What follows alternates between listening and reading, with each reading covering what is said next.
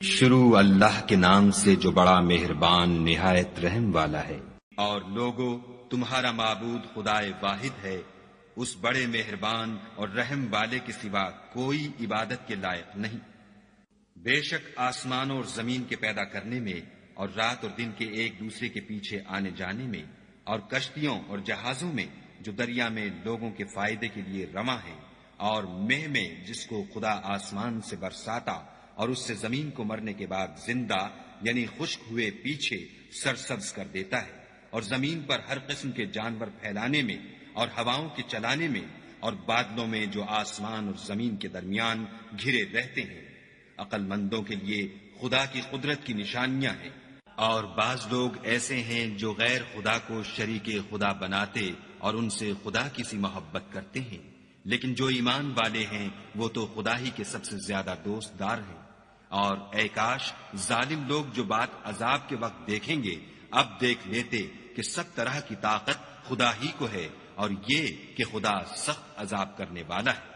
اس دن کفر کے پیشوا اپنے پیرووں سے بیزاری ظاہر کریں گے اور دونوں عذاب الہی دیکھ لیں گے اور ان کے آپس کے تعلقات منقطع ہو جائیں گے۔ یہ حال دیکھ کر پیروی کرنے والے حسرت سے کہیں گے کہ اے کاش ہمیں پھر دنیا میں جانا نصیب ہوتا کہ جس طرح یہ ہم سے بیزار ہو رہے ہیں اسی طرح ہم بھی ان سے بیزار ہوں۔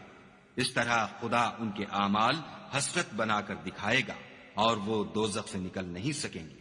لوگو جو چیزیں زمین میں حلال طیب ہیں وہ کھاؤ اور شیطان کے قدموں پر نہ چلو، وہ تمہارا کھلا دشمن ہے۔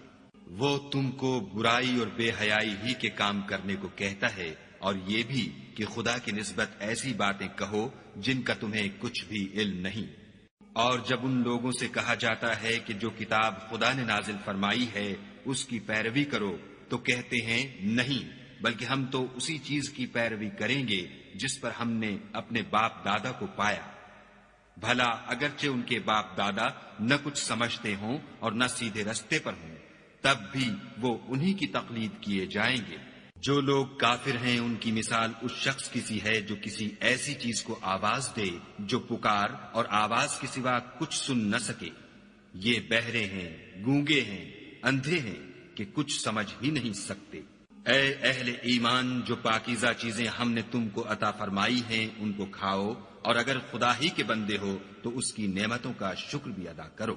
اس نے تم پر مرا ہوا جانور اور لہو اور سور کا گوشت اور جس چیز پر خدا کے سوا کسی اور کا نام پکارا جائے حرام کر دیا ہے۔ ہاں، جو ناچار ہو جائے بشرطے کہ خدا کی نافرمانی نہ کرے اور حد ضرورت سے باہر نہ نکل جائے اس پر کچھ گناہ نہیں۔ بے شک خدا بخشنے والا اور رحم کرنے والا ہے۔